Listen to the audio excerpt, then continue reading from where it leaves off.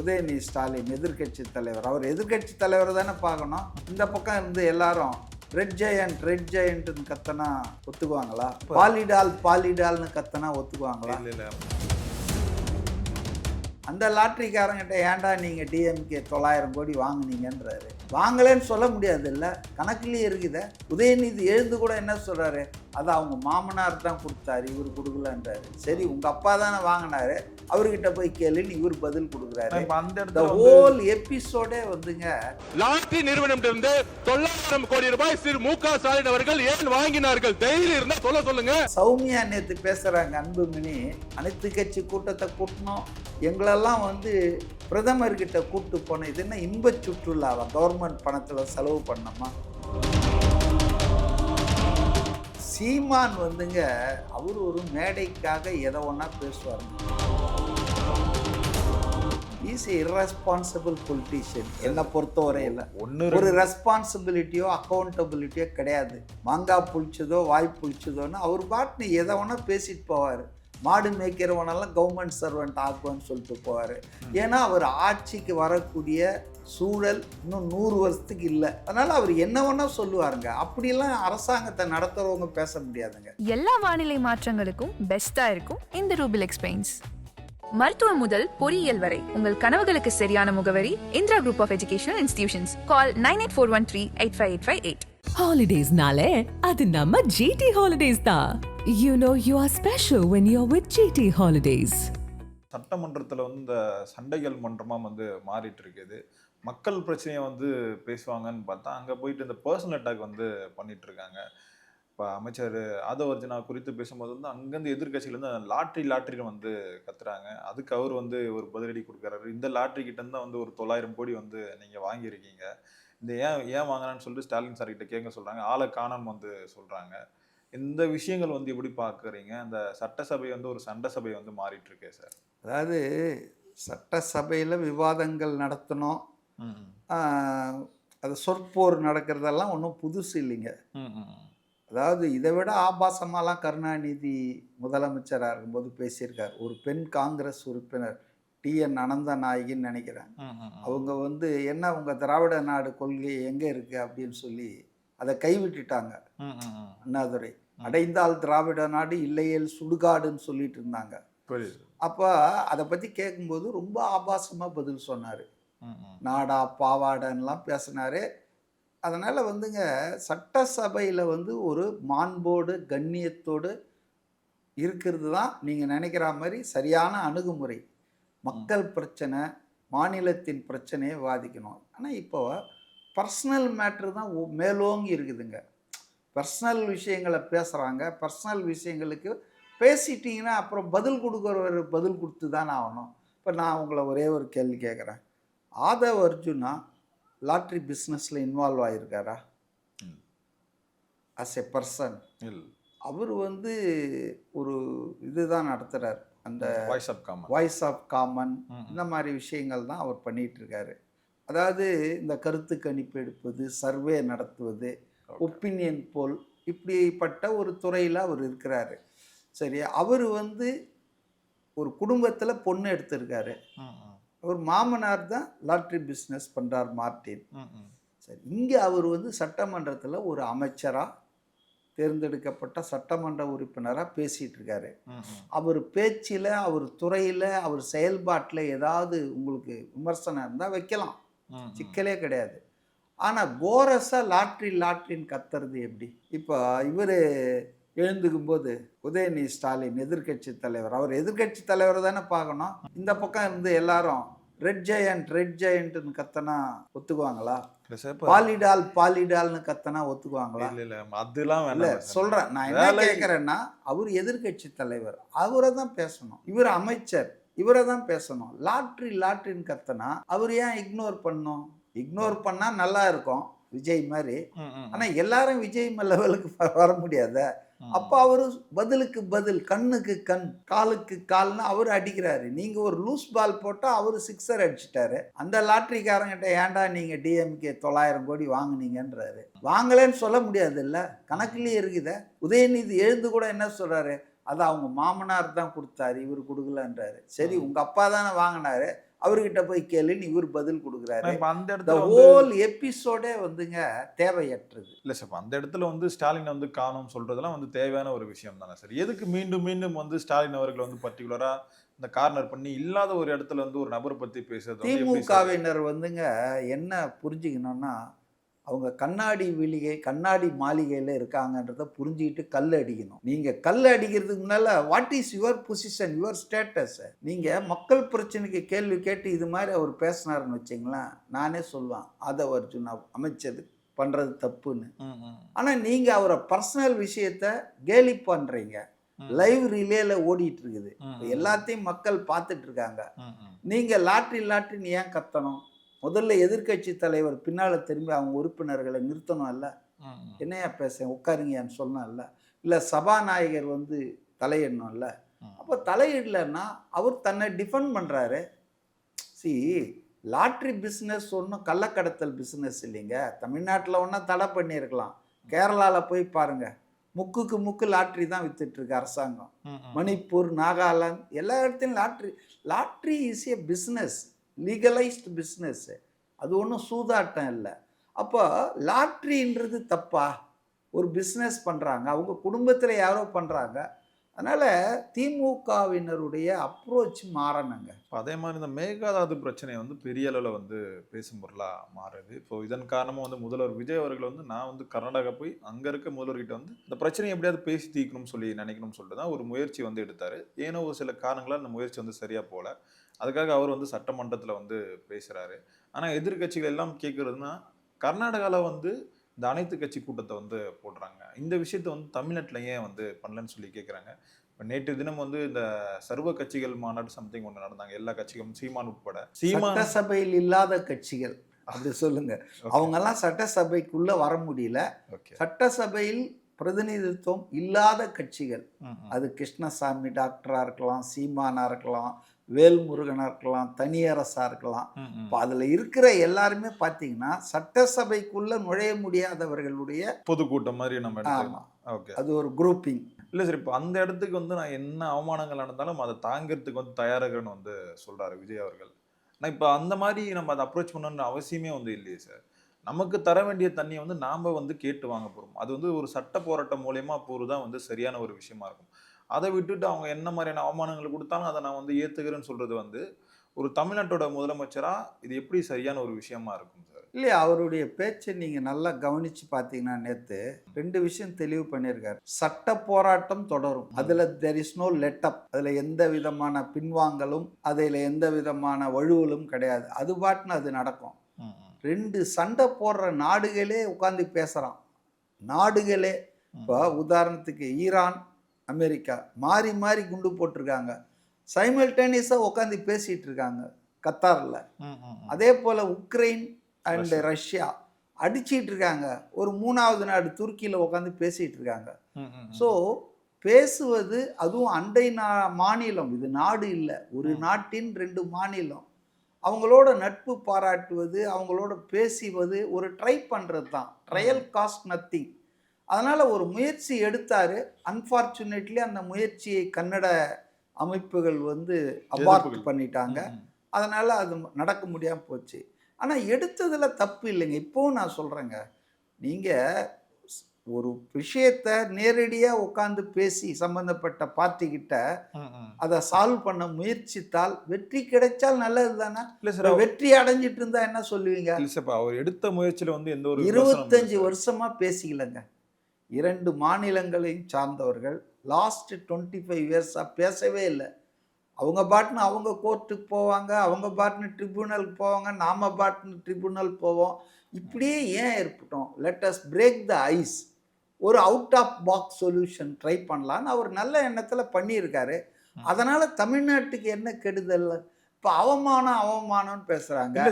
இல்லை அவரே பேசுறதே தப்பு, என்ன அவமானம் இதில்? அஃபிஷியலில் என்னங்க அவமானம்? நீங்கள் அவர் வீட்டுக்கு போய் அவர் வரவானான்ட்டாரா? See, you are writing a letter to the CM Karnataka, அவர் ஓகேன்றார், 3rd மீட் பண்ணலாம் பெங்களூர்லன்றாரு. அதுக்கப்புறம் வந்து அங்கே பதட்டமான சூழ்நிலை உருவாகுதால் அவரே சொல்கிறார், ரொம்ப பொலைட்டாக சொன்னார், நான் அப்பீல் பண்ணுறேன் தமிழ்நாடு சிஎம் விஜய்க்கு, நம்ம தள்ளி வச்சிருவோம், வேற ஒரு பதட்டமான சூழ்நிலை பேசாமல் ஒரு கார்டியல் அட்மாஸ்பியர்ப்பா. ஒரு பேச்சுவார்த்தைக்கே ஒரு சுமூக சூழ்நிலை இருக்கணும்ல. போரில் இருக்கிறவனே போட்டுட்டு இருக்கான், குண்டு போட்டுட்டு இருக்காங்க, உட்காந்து பேசிட்டு இருக்காங்க. நான் அப்படி இல்லை. இது ஒரு உணர்ச்சிகரமான பிரச்சனை 2 மாநில மக்களிடையே. அதனால் வந்துங்க இதில் அவமானமே கிடையாதுங்க. அவர் சொன்னதும் தப்பு. விஜய் சாரும் வந்து நான் தமிழ்நாட்டுக்காக எந்த அவமானத்தை, அதெல்லாம் தேவையே இல்லை. இல்ல சார், இப்போ அவர் எடுத்த முயற்சி அதெல்லாம் எந்த ஒரு விமர்சனம் அவ்வளவுதான். நல்ல முயற்சி எடுத்தார். அந்த அனைத்து கட்சி கூட்டத்தையும் வந்து தமிழ்நாட்டுல வந்து பண்ணல. இப்போ அதுதான் என்னோட கேள்வி சார். இல்ல கர்நாடகால வந்து பண்றாங்க, அதே தமிழ்நாட்டுல வந்து பண்ணல. சரிங்க, அனைத்து கட்சி கூட்டம் போடுறதுல தப்பு இல்லை. அது ஏன் போடலை அப்படின்றதுக்கு வந்து ஆட்சியில் இருக்கிறவங்க தான் பதில் சொல்ல கடமைப்பட்டிருக்காங்க. ஆனால் அனைத்து கட்சி கூட்டம்னா அது என்ன சர்வரோக நிவாரணியா? இல்லை இல்லை, அனைத்து கட்சி, ஒரு நிமிஷம், அனைத்து கட்சி கூட்டம் போட்ட ஒன்றுமே இந்த பிரச்சனைலாம் தீர்ந்துருமா? அணை கட்டுறதை அவங்க நிறுத்திடுவாங்க, காவேரியில் தண்ணியை திறந்து விட்டுருவாங்களா? இதுவே ஒரு தப்பு, ஃபோபியா. அனைத்து கட்சி கூட்டம் கூட்டுங்கன்னா நம்ம பாதிக்கப்பட்டிருக்கிறோம், புரியுதுங்களா? 2வது, சட்டமன்ற கூட்டத்தொடர் 5ஆம் தேதி நடக்குதுன்னு ஒரு வாரத்துக்கு முன்னாலே சபாநாயகர் அறிவிச்சிட்டாரு. சட்டமன்றத்தை விட பெரிய இடம் இது கலந்து ஆலோசிக்கிறதுக்கு. நேற்று சிறப்பு கவன ஈர்ப்பு தீர்மானம் எதிர்கட்சி தலைவர் கொண்டு வந்தாரு. அது மேல எல்லா கட்சியும் சார்ந்தவங்களை கருத்து சொல்லியிருக்காங்களே. இதுதான் ஆத்தன்டிக், இதுதான் ஆத்தரைஸ்டு. அதனால கன்சல்டேஷன் பண்றாங்க, அது சட்டசபையில பண்றாங்க. நீங்க கேட்கலாம், இப்ப சீமான் சட்டசபைக்கு வெளியே இருக்காரு, வேல்முருகன் இருக்காரு. சீமான் அவர்கள் நேற்றைய தினம் கூட வந்து சொல்லியிருந்தாரு, அந்த அனைத்து கட்சி கூட்டம்னால அது ஒரு அழுத்தம் வந்து இந்திய அரசுக்கு வந்து கொடுக்கும். அந்த அனைத்து கட்சி கூட்டத்தை வந்து இங்க நம்ம வந்து இதெல்லாம் நான் ஏத்துக்கலைங்க. இந்த அழுத்தம் இல்ல சார். இது மாதிரி எத்தனை அனைத்து கட்சி கூட்டம் நடந்திருக்குது. அதுவும் சௌமியா நேத்து பேசுறாங்க, அன்புமணி அனைத்து கட்சி கூட்டத்தை கூட்டணும், எங்களெல்லாம் வந்து பிரதமர்கிட்ட கூப்பிட்டு போனோம். இது என்ன இன்ப சுற்றுலாவா? கவர்மெண்ட் பணத்தில் செலவு பண்ணோமா? ஒரு 5 ஸ்டார் ஹோட்டலில் மீட்டிங் அரேஞ்ச் பண்ணோம். பொருளாதாரமே ரொம்ப மோசமாக இருக்குதுன்னு சொல்லிட்டு இருக்கோம். ஒரு அனைத்து கட்சி கூட்டம் கூட்டணும்னா அநேகமாக பல லட்சங்கள் செலவாகும். நீங்கள் நினைக்கிற மாதிரி கிடையாது. அதனால் வந்து நம்ம சட்டசபை கூடுது, சட்டசபையிலே முக்கியமான கட்சிகள்லாம் இருக்காங்க, மக்களால் தேர்ந்தெடுக்கப்பட்ட, அவங்களோட கருத்து கேட்க. நேற்று யாராவது விவாதம் தேவையில்லை, கவன ஈர்ப்பு தீர்மானத்தை நாங்கள் நிராகரிக்கிறோம்னு சொன்னாங்களா? அது மேலே விவாதம் நடந்து முதல்வரும் அதுக்கு பதில் பேசியிருக்காரு. அதனால ஒன் வே ஆஃப் கன்சல்டேஷன் சட்டசபையில் இருக்குது. கூடுறதால ரைட், தேவையில்லை, இன்னும் எதுக்கு வேஸ்ட்டாக செலவு பண்ணிக்கிட்டு. 2வதுங்க, தமிழ்நாட்டில் எல்லாரும் ஒன்றா இருக்கிறோன்னு சொல்கிறதே தப்புங்க. எந்த காலத்திலும் ஒன்றா இல்லை. எம்ஜிஆர் ஆட்சியும் போது கருணாநிதி அவங்கள ஒத்துக்க மாட்டாரு, ஜெயலலிதா ஆட்சியில் கருணாநிதி ஒத்துக்க மாட்டாரு. அப்படிதான் இவங்க திமுக முதலமைச்சராக இருந்தால் எல்லாரும் இவங்களை ஏற்றுக்குன்னு வரணும். மற்றவர் பழனிசாமி போட்டால் போக மாட்டாங்க, அதுக்கு ஒரு நொண்டி சாக்கு. இப்போ பாருங்க, இன்னைக்கு 3 மணிக்கு டீலிமிட்டேஷனுக்காக ஒரு எம்பிஸை கூட்டியிருக்காரு. அதாவது மாநிலங்களவை, மக்களவை, லோக்சபா அண்ட் ராஜ்யசபா. அதில் எப்படியும் ஒரு 39 இருக்குது, ராஜ்யசபாவில் ஒரு 10-15 இருக்குன்னு வச்சுங்களேன். ஒரு 40-50 எம்பிக்கள் இருக்காங்க, எல்லா கட்சியும் இருக்குது, வரணும். ஆனால் துரைமுருகன் நேற்று திமுக பொதுச் செயலாளர் என்ன சொல்கிறாருன்னா, இந்த புறா ஆட வேண்டும் என்றால் இளவரசர் பாட வேண்டும்னு இவர் வீரப்பா ஒரு டைலாக் பேசுவார் இல்லைங்களா, பழைய படத்தில். அது மாதிரி நீங்கள் சர்வ கட்சி கூட்டத்தை காவேரிக்காக கூட்டினா நாங்கள் இதில் கலந்துக்குவோம். இது ரொம்ப தப்பான விஷயங்க. காலையில கூட கனிமொழி அவர்கள் சொன்னா இது வந்து ஒரு நாடகம், இந்த நாடகத்துல வந்து திமுக வந்து பங்கேற்காதுன்னு வந்து சொல்றாங்க. இது வந்து முன்னாடியே வந்து இப்ப இல்ல, எது நாடகம் கரண்ட்ல பிரச்சனை, எது நாடகம், எது இந்த டீலிமிட்டேஷனுக்காக முதலமைச்சர் கூடுற கூட்டம் நாடகம். இவங்க சொல்ற சர்வ கட்சின்றது கூத்து, அது தெருக்கூத்து. இது நாடகம்னா திமுக கேட்கறது தெருக்கூத்து. இப்படிலாம் கனிமொழி பேசக்கூடாது. ஒரு சீஃப் மினிஸ்டர், ஒரு மெயின் சப்ஜெக்ட், தமிழ்நாட்டின் அதிகாரம் குறைக்கப்பட போது, தமிழ்நாட்டின் அதாவது பங்கு பார்லிமெண்ட்டில் குறைய போது, ஒரு சீரியஸ் மேட்டர். நாங்கள் தான் தமிழ்நாடுன்றீங்களே, வாங்க, ஏன் வராத நீங்கள், அது ட்ராமான்றீங்க. அப்போ நீங்கள் கேட்கறது கூத்துன்றதால தான் தெருக்கூத்து பண்ணுவீங்கன்றதால அவர் வானான்றாரு.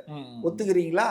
இல்லை, புரியுது சார். இப்போ இதெல்லாம் ஒரு பக்கம் இருந்தாலும் சீமான் அவர்கள் வந்து நேற்று தினம் பேசினது வந்து இன்னும் பேசும் பொருளாக மாறி இருக்கு. ஒன்று, நீங்கள் வந்து போராடுங்க, இல்லை போராடுற எங்களுக்காவது வந்து இந்த பர்மிஷனை கொடுங்க. இந்த ரெண்டுமே இல்லாமல் வந்து இந்த முடக்க பார்க்கறது வந்து சரியான ஒரு விஷயம் இல்லைன்னு வந்து சொல்கிறாரு. அதே மாதிரி இந்த என்ன தற்கொலை போராட்டம், இந்த சர்வ கட்சிகள் பொதுக்குழு என்ன இந்த போராட்டம் காவிரி பண்ண- நீருக்காக சொல்றாரு. இல்ல இல்ல என்ன போராட்டம் பண்ண போறாங்களாம்? இந்த காவிரி நீருக்காக வந்து நேத்து போராட்டம் பண்ணாங்களா? அனுமதி, காவல்துறை அனுமதிச்சு தானே போராடினாங்க. என்ன சொல்றாரு அவர்? ஏதோ போர் தொடுக்க போறாரா ஆயுதங்களை எடுத்துன்னு? கர்நாடகா நம்ம தமிழ் மக்கள் பல கோடி பேர் இருக்காங்க. இல்ல இப்ப என்ன சீமான் வந்துங்க, அவர் ஒரு மேடைக்காக எதை ஒண்ணா பேசுவாருங்க. எந்த மேடையில ஏறாரோ அந்த மேடைக்கு ஏத்த மாதிரி பேசிட்டு போவாரு. இஸ் irresponsible பொலிட்டீஷியன் என்னை பொறுத்தவரையில். ஒன்னு ஒரு ரெஸ்பான்சிபிலிட்டியோ அக்கௌண்டபிலிட்டியோ கிடையாது. மாங்காய் புளிச்சதோ வாய் புளிச்சதோன்னு அவர் பாட்டுன்னு எதை ஒன்றா பேசிட்டு போவார். மாடு மேய்க்கிறவனெல்லாம் கவர்மெண்ட் சர்வெண்ட் ஆக்குவான்னு சொல்லிட்டு போவார். ஏன்னா அவர் ஆட்சிக்கு வரக்கூடிய சூழல் இன்னும் 100 வருஷத்துக்கு இல்லை. அதனால அவர் என்ன வேணா சொல்லுவாருங்க. அப்படிலாம் அரசாங்கத்தை நடத்துறவங்க பேச முடியாதுங்க. They will be responsible, they must be responsible. இந்த 1, 2, 3 கூட வந்து தெரியல. இவங்கெல்லாம் வந்து நிதி அமைச்சரா வந்து இருக்காங்க. இதெல்லாம் உணர்ந்து அறிந்து தான் நாங்கள் வந்து இவங்களை வந்து தற்குறிகள் கூட்டம்னு வந்து சொல்றாரு. இந்த விஷயத்தை வந்து எப்படி பார்க்குறீங்க? அதாவதுங்க 1, 2, 3 தெரியாதவர் ஒரு வைஸ் சான்சலராக ஒரு யூனிவர்சிட்டிக்கு, இன்ஜினியரிங் யூனிவர்சிட்டிக்கு இருக்க முடியாது. அவர் ஒரு டாக்டரேட் பட்டம் வாங்கியிருக்கார் படித்து. இந்த பட்டம் இல்லை. சீமான் என்ன படிச்சிருக்காரு, என்ன அவருடைய படிப்பறிவு, அதெல்லாம் நமக்கு தேவையில்லாத விஷயம். இப்போ அதை போயிட்டு இது மாதிரிலாம் 1, 2 தெரியாதவங்களாம் பேசுறது சீமானுடைய காழ்ப்புணர்ச்சியையும் வன்மத்தையும் தான் காட்டுது. இப்போ காமராஜர் ஒன்றும் படிக்காதவர் தான், அதிகம் பெருசாக ஃபார்மல் எஜுகேஷன் கிடையாது. ஆனால் அவரை மாதிரி தமிழ்நாட்டை நிர்வகித்தவர், திறம்பட தொழில்மயப்படுத்தியவர் வேற யாருமே கிடையாதுங்க. அதனால் படிப்புக்கும் உங்கள் பொது சேவைக்கும் திறமைக்கும் படிப்பு வந்து ஒரு ஒரு ஒரு இதுதாங்க, நாலேஜ். படித்தவன்லாம் பெரிய அறிவாளியா? படித்த முட்டாள் எவ்வளோ பேர் இருக்கான் தெரியுங்களா? அதனால் வந்து தற்கூறின்றது யாருமே தற்கூறிலாம் கிடையாதுங்க. இல்லை சார், இப்போ விஜய் சார் வந்து இந்த காட் சைல்டுன்னு வந்து சொல்கிறாங்க அவருடைய தொண்டர்கள்லாம் வந்து. ஏன்னா அவர் வந்து கர்நாடகத்தில் வந்து தண்ணியை வந்து தமிழ்நாட்டுக்கு வந்து வாங்கி கொடுத்துறாரு. அங்கே வந்து கேரளாவில் வந்து மழை பெஞ்சு அந்த உபரி நீர் வந்து கர்நாடகா போயிட்டு அதுலேருந்து தான் இந்த உபரி நீரை வந்து தமிழ்நாட்டுக்கு வந்து திறந்து விட்டாங்க. அப்படி இருக்கும்போது விஜய் சாரை வந்து இந்த காட் சைல்டுன்னு சொல்கிறது வந்து எப்படி சரியான ஒரு விஷயமா இருக்கும்? உங்களை சொல்லலைங்களாங்க, அவருடைய ஆதரவாளர்கள் அவரை ஏங்க மரியம்மா போஸ்டர்லாம் போட்டிருக்காங்க ஜெயலலிதாவை, ராமர் போஸ்டர் போடுறாங்க மோடியை. அவங்க வந்து அபிமானிகள், அவங்க ஆதரவாளர்கள் அவரை பார்க்குறாங்க. இயேசு கிறிஸ்துவ எம்ஜிஆரை போட்டிருக்காங்க தெரியுங்களா? அதனால் இதெல்லாம் வந்து அதாவதுங்க தொட்டா குற்றம். இது என்ன விஜய் சொல்லிக்கினாரா? ஐ எம் காட்ஸ் சைல்டுன்னு சொல்லிக்கினாரா?